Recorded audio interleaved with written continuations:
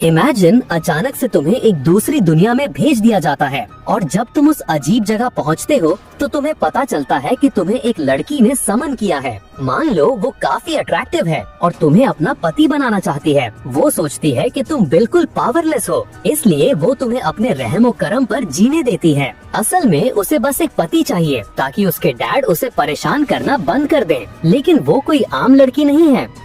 Extremely well endowed होने के अलावा वो बहुत ज्यादा स्ट्रॉन्ग भी है। असल में वो इस दुनिया की सबसे रिस्पेक्टेड जनरल्स में से एक है। बट यहाँ आने से पहले तुमने अपनी पूरी जिंदगी दुनिया का सबसे बड़ा असैसिन बनने की ट्रेनिंग में लगा दी। हर कोई तुम्हारा नाम जानता था, तुम्हें जिंदा सबसे खतरनाक इंसान माना जाता था। लेकिन अचानक से एलीट स्पाइस तुम्हारा शिकार करने लगते हैं और फिर तुम्हें एक दूसरी दुनिया में भेज दिया जाता है। तो तुम क्या करोगे? क्या तुम उसे सच बताओगे कि तुम एक हाईली ट्रेंड किलर हो, या फिर पूरी जिंदगी वायलेंस, खून खराबा और सर्वाइवल के बाद तुम हार मानकर एम्प्रेस के रखेल की आसान जिंदगी एंजॉय करोगे? सच कहूँ तो मैं तो टेम्प्टेड हो जाऊंगा। शायद मैं इसके बारे में बार बार सोचूंगा। लेकिन हमारा हीरो क्या चुनेगा? इसी वक्त स्टोरी हमें दिखाती है कि उसे अभी भी वही असैसिन गिल्ड चेस कर रही है जिसका वो कभी हिस्सा था। चेस के दौरान अचानक एक ब्लास्ट होता है और फिर सीन कट होता है एम्प्रेस पर, जो एक समनिंग रिचुअल कर रही है। वो ऐलान करती है, मेरे अंदर मौजूद स्पिरिट के नाम पर मैं एक अलग टाइम और स्पेस से एक सर्वेंट को समन करती हूँ। अचानक उसके बेड पर कोई दिखाई देता है जिसका सर कपड़े से ढका हुआ है। वो फिगर कपड़ा हटाता है, आसपास देखता है और सोचता है, मुझे चेस गले वाले लोग कहाँ हैं? वो कंफ्यूज होकर इधर उधर देखता है, सिचुएशन को समझने की कोशिश करता है। लेकिन हम पहले से जानते हैं कि ये ट्रबल मेकर कौन है। ये और कोई नहीं, हमारा प्रोटैगनिस्ट है जिसे एम्प्रेस ने समन किया है और इस एम्प्रेस का नाम है जी रॉयन। वो अपनी समनिंग से क्लियरली डिसअपॉइंटेड है क्योंकि जिस आदमी को उसने बुलाया है वो एक आम इंसान लग रहा था। वहीं दूसरी तरफ हमारा शेमलेस लड़का पहले ही ब्लश कर रहा था और सोच रहा था, गॉर्जियस,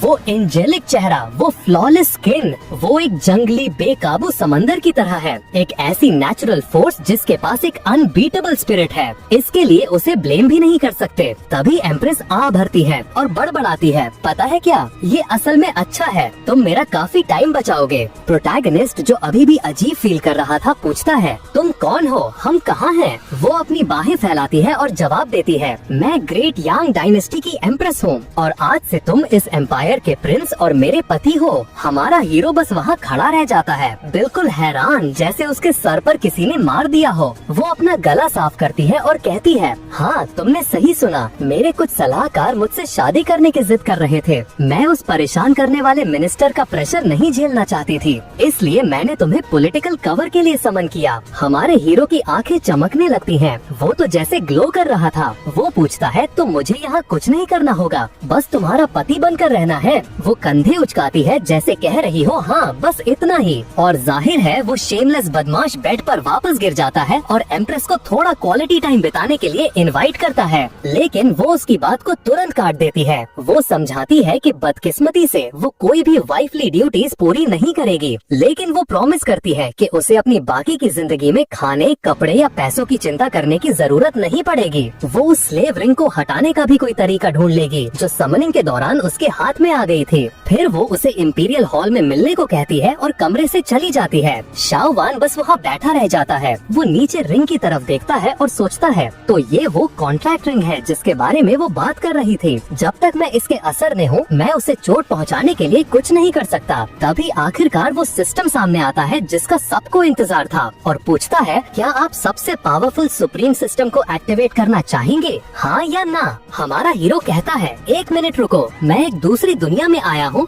और उसके ऊपर से मुझे एक ओवर पावर्ड सिस्टम भी ऑफर किया जा रहा है। और वो कहता है, नहीं, तुम लोगों की तरह मुझे भी लगा था कि वो हाँ कहेगा, लेकिन हे, हमारा लड़का जानता है कि वो क्या कर रहा है। फिर वो बोलना शुरू करता है, जब मैं बच्चा था तो मुझे एक अनाथ के रूप में गोद लिया गया था। जिंदा रहने के लिए मुझे लगातार मारना और ट्रेन करना पड़ता था। जिस असैसिन गिल्ड के लिए मैं काम करता था उसकी वजह से मैं ये भी नहीं चुन सकता था कि किसे मारना है। सबसे स्ट्रॉन्ग बनने की चाह में मैं उस रास्ते पर पहले ही चल चुका हूँ। बस बहुत हुआ, जो मुझे अब चाहिए वो यही है। बिना किसी जिम्मेदारी के एक लाड़ प्यार वाले प्रिंस बनने से बेहतर क्या हो सकता है। वो संतुष्ट होकर बैठ जाता है, लेकिन तभी सिस्टम कहता है, क्योंकि तुमने मना कर दिया है, अब हम तुम्हारी मेमोरी मिटा देंगे और दूसरे कैंडिडेट के पास चले जाएंगे। शियोवन बस उसे घूरता रहता है और तभी सिस्टम ग्लिच करने लगता है। कनेक्शन फेल, डिस्कनेक्ट करने की कोशिश फेल, यूजर के साथ जबरदस्ती बॉन्ड करने की कोशिश fail, host ultra dimensional plane earth से है, पैरासाइट मोड में एंटर कर रहा है फेल, सिस्टम बुरी तरह से बग आउट कर रहा था। वो हर तरीका आजमा रहा था लेकिन कुछ काम नहीं कर रहा था। 9,999 फेल्ड अटेम्प्ट्स के बाद वो हार मान लेता है और मिन्नतें करता है, क्या मैं कम से कम आपका असिस्टेंट बन सकता हूँ प्लीज। हमारा हीरो बस वहाँ खड़ा खुद से सोचता है, तो अब ये चीज मेरा सिस्टम नहीं होगी, ये मेरा गुलाम होगा। हाँ, इसके लिए मैं तैयार हूँ। वो सिस्टम को एक नाम देने का फैसला करता है, वन काओ। तुरंत ही सिस्टम उसे वार्न करता है, डियर मास्टर प्लीज अपनी सांस रोक लीजिए, वरना इसके अनचाहे रिजल्ट्स हो सकते हैं। शियोवन कंफ्यूज हो जाता है, लेकिन जैसे ही वो सांस लेता है, आसपास के पौधे गायब होने लगते हैं। सिस्टम घबरा जाता है, नहीं ऐसा मत करो, अपनी पावर को कंट्रोल करो। तब उसे एहसास होता है कि वो थोड़ा और स्ट्रॉन्ग हो गया है। वो सिस्टम से पूछता है कि आखिर हो क्या रहा है। सिस्टम जवाब देता है, अर्थ पर लोग 490,000 डायमेंशनल रूल से बंधे होते हैं, इसलिए आप इतने ज्यादा पावरफुल हो। हमारा हीरो पूछता है, तो इस दुनिया में कितने डायमेंशनल रूल्स हैं? सिस्टम जवाब देता है 3,000, जिसका मतलब है कि वो अब 470,000 गुना ज्यादा स्ट्रॉन्ग है। जाहिर है शियोवन अपना स्टेटस विंडो चेक करना चाहता है और सामने क्या आता है, पता चलता है कि उसके पास एंशिएंट चाइनीज ड्रैगन डिसेंडेंट्स की ब्लड लाइन है, एक ऐसी रेयर और पावरफुल ब्लड लाइन जिसके बारे में सिस्टम को भी नहीं पता कि वो असल में कितनी स्ट्रॉन्ग है। हमारा हीरो अपनी थोड़ी पावर ट्राई आउट करने का फैसला करता है, इसलिए वो मार्शल आर्ट्स ट्रेनिंग हॉल की तरफ जाता है। उसे तलवारों का एक रैक दिखता है और वो आराम से एक उठा लेता है। मैं इसे टेस्ट करूंगा, वो कहता है, लेकिन इससे पहले कि वो अपना सेंटेंस पूरा करे, तलवार उसके हाथ में टूट जाती है। वो बड़बड़ाता है, ये एम्प्रेस अपने हथियारों का अच्छे से ख्याल नहीं रखती। तभी सिस्टम बीच में बोलता है, इस दुनिया में वेपन्स 1 से 9 तक रैंक किए जाते हैं। वो रैंक 6 की तलवार थी, तो वो काफी डिसेंट वेपन थी। वो इस बार ज्यादा ध्यान से सिर्फ अपनी उंगली से दूसरी तलवार पकड़ता है, उसे देखता है और कहता है, ये वाली अच्छी लग रही है। लेकिन जैसे ही वो उसे छूता है, हाँ, वो फिर से टूट जाती है। हमारा हीरो फ्रस्ट्रेट हो जाता है और उसे साइड में फेंक देता है। ठीक है, मैसेज मिल गया, कम से कम मैं काफी स्ट्रॉन्ग तो हूँ, फर्क नहीं पड़ता अगर हथियार बेकार हैं। वैसे भी इस बार मेरा किसी को मारने का प्लान नहीं है। वो हॉल से बाहर चला जाता है।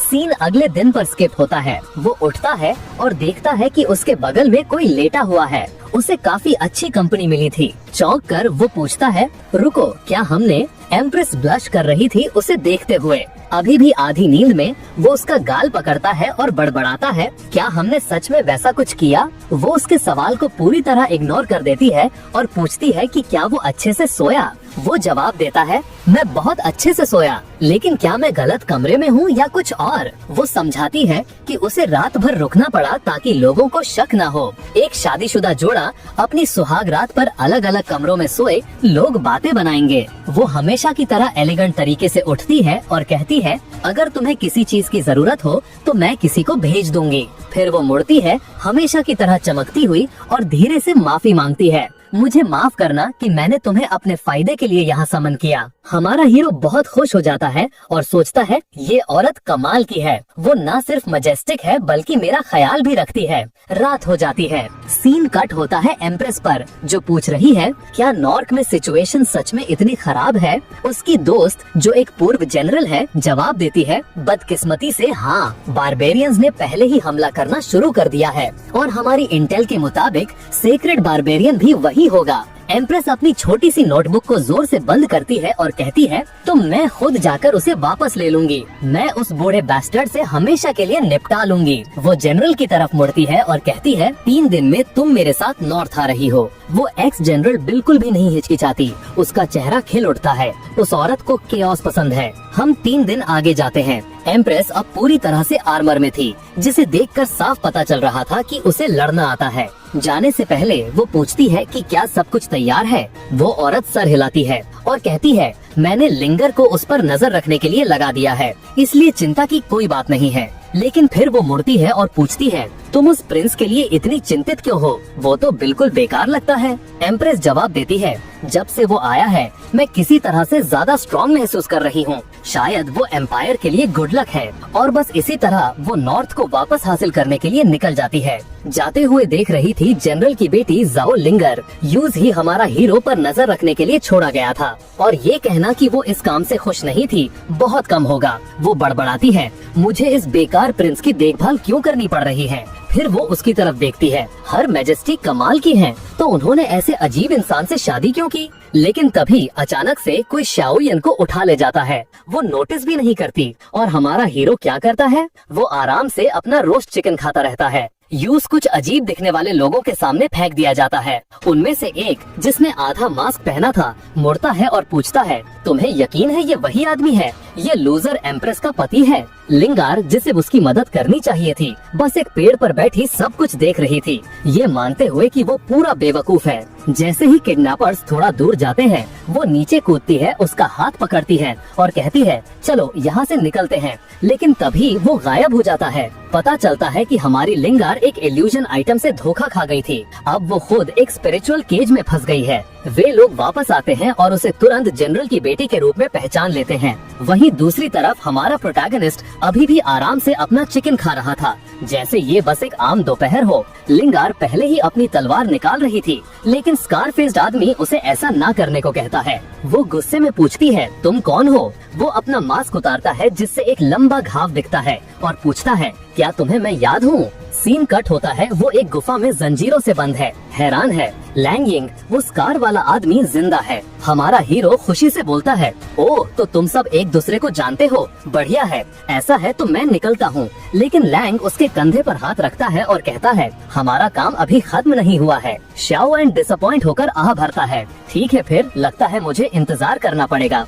स्कारफेस मन ही मन सोचता है, कम से कम एम्प्रेस के पति में हिम्मत तो है। फिर वो शाओएन को एक शीशी देता है और कहता है, तुम्हें इसे एम्प्रेस के पानी में मिलाना है। शाओएन उसे लेता है और आराम से जवाब देता है, ठीक है कोई दिक्कत नहीं। लैंग उसे शक की नजर से देखता है, ये सब कुछ ज्यादा ही आसानी से हो रहा है। वो वार्न करता है कि ये एक नॉन वर्बल प्रॉमिस आइटम है, अगर तुम इसे पीते हो और डील तोड़ते हो तो तुम मर जाओगे। इससे पहले कि वो अपनी बात पूरी करे, शाओएन उसे पूरा पी जाता है। फिर उसकी तरफ मुड़कर कहता है, ठीक है अब मैं जा सकता हूँ, मुझे काम है, अगर मैंने ज्यादा देर की तो वो इंपीरियल गार्ड्स मुझे ढूंढने लगेंगे। लैंग खाली बोतल को देखता रह जाता है, बिल्कुल हैरान, मैं इस जैसे आदमी का क्या करूं? वो सोचता है। हमारा हीरो ऐसे बैठा था जैसे कह रहा हो, जो तुमने कहा मैंने सब किया, अब मुझे जाने दो यार। लिंगार उस पर चिल्लाती है, बेशरम गद्दार, एम्प्रेस ने तुम जैसे किसी को कैसे चुन लिया? लैंग उसे डांटता है, तुम बेवकूफ हो, प्रिंस सिचुएशन को तुमसे बेहतर समझता है।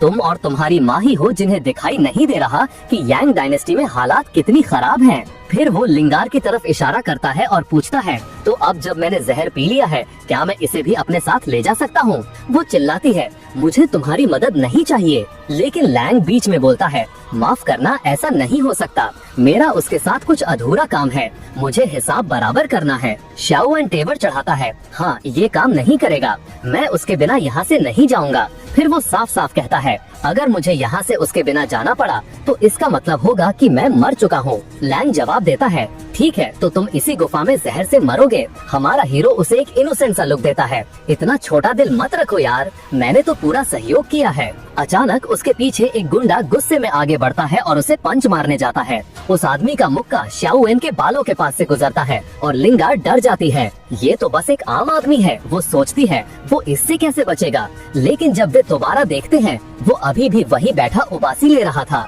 दोनों हैरान होकर वही जम जाते हैं और सोचते हैं वो इतना शांत कैसे है। एक सीरियस एक्सप्रेशन के साथ शियाउन कहता है, तुम वो हाथ हटाने वाले हो या नहीं? उस आदमी ने अभी भी उसके बाल पकड़े हुए थे। शियाउन बस बड़बड़ाता है, मेरे बालों को हाथ मत लगाना। फिर वो आलस से एक साइड पंच मारता है और एक बहुत बड़ा ब्लास्ट होता है। लगता है वो आदमी तो हवा में ही उड़ गया। पूरी गुफा हिलने लगती है। हमारा हीरो अपना सर टेढ़ा करता है, सोचते हुए कि ये क्यों हुआ। फिर वो एक और पंच मारता है और फिर एक और। अब तक वो 3 लोगों को पहले ही उड़ा चुका था। मास्क पहना हुआ आदमी जमीन पर गिर जाता है। शियाओन उसके पास जाता है और वो आदमी अपनी जिंदगी की भीख मांगने लगता है, लेकिन बहुत देर हो चुकी थी।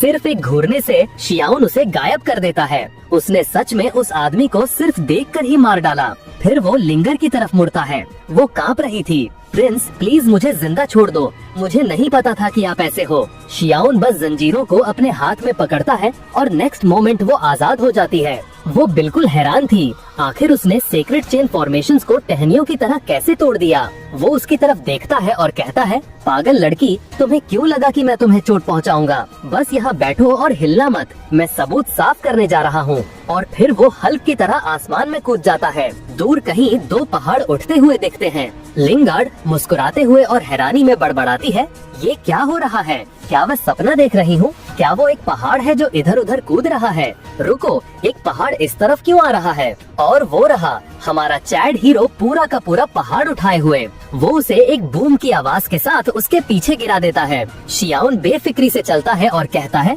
लो अब कोई सबूत नहीं बचा। लिंगार्ड बस वही बिल्कुल हैरान खड़ी रह जाती है। तो ऐसे छिपाते हैं जुर्म को, हाँ? हमारा हीरो पहले ही आगे बढ़ चुका था और कहता है, हे छोटी लड़की, जब वो पूछे तो बस कहना कि तुमने मुझे बचाया, ठीक है? वो बिल्कुल कंफ्यूज होकर पलके झपकाती है। रुको, क्या? तुम्हारा क्या मतलब है? एक स्ट्रेट फेस के साथ वो उसकी तरफ देखता है और कहता है, क्या तुम्हारी माँ ने तुम्हें कभी नहीं बताया कि बड़ों की बात सुननी चाहिए? वो अभी भी शौक में थी, लेकिन सर हिलाती है।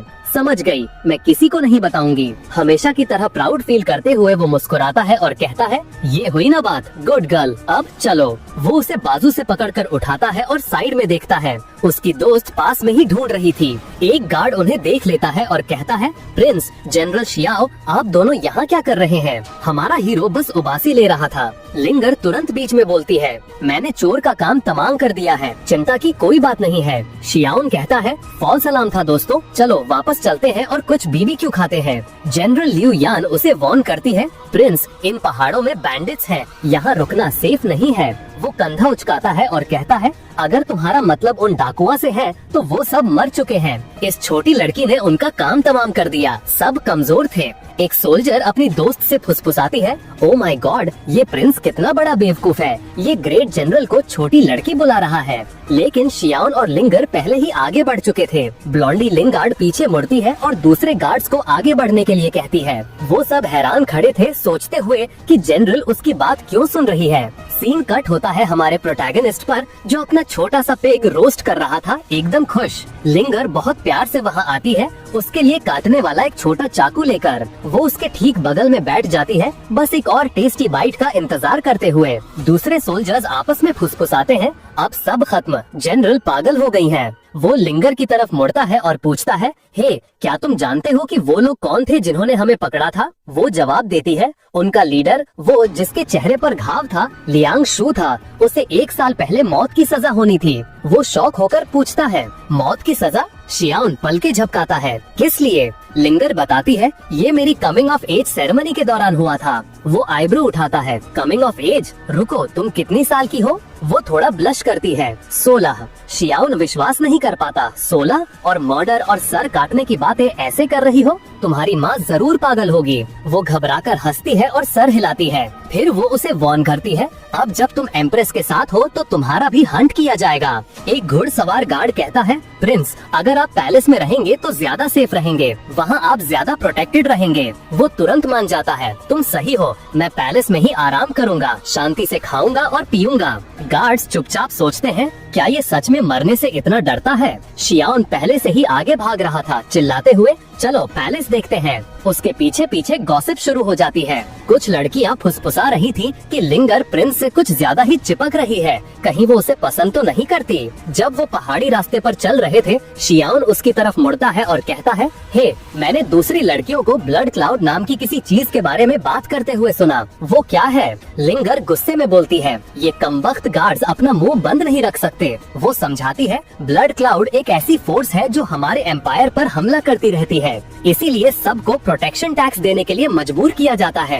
शियाओन तेवर चढ़ाता है। प्रोटेक्शन टैक्स, तुम्हारा क्या मतलब है? वो उस शेडी डील के बारे में बताती है। भ्रष्ट नेता लोगों से ब्लड क्लाउड ट्राइब से बचाने के लिए पैसे ले रहे हैं, लेकिन असल में उन्हें बचाने के लिए कुछ नहीं करते। वो बस पैसे अपनी जेब में डाल लेते हैं। और अब हालत और खराब करने के लिए एम्प्रेस को सत्ता से हटाने की बातें हो रही हैं, क्योंकि वो इस सब का विरोध करती हैं, जिसका मतलब है कि वो उनका बेकार पति होने के नाते अब एक चलता फिरता टारगेट है। शियाओन अपनी फिस्ट कस लेता है। ये पूरा सिस्टम ही रिग्ड है। फिर वो लिंगर की तरफ मुड़ता है और पूछता है, अगर एम्प्रेस को पता चल गया कि मैं असल में स्ट्रांग हूँ तो क्या वो मुझे काम पर लगा देगी? लिंगर बिना रुके जवाब देती है, बिल्कुल। शियाओन इस पर सोचता है, अगर ये लोग शहर पर हमला करते हैं और मेरे पीछे आते हैं तो आखिरकार मुझे दिखाना ही पड़ेगा कि मैं क्या कर सकता हूँ, और अगर मैं नहीं करता तो सब मारे जा सकते हैं। अगर मेरी वजह से जंग शुरू हो गई तो वो शायद मुझे डाइवोर्स दे देगी या निकाल देगी। वो गुस्से में आ जाता है, बिल्कुल नहीं, मैं इन ब्लड क्लाउड वालों से निपट लूंगा इससे पहले कि वो मेरी आराम वाली लाइफस्टाइल बर्बाद करें।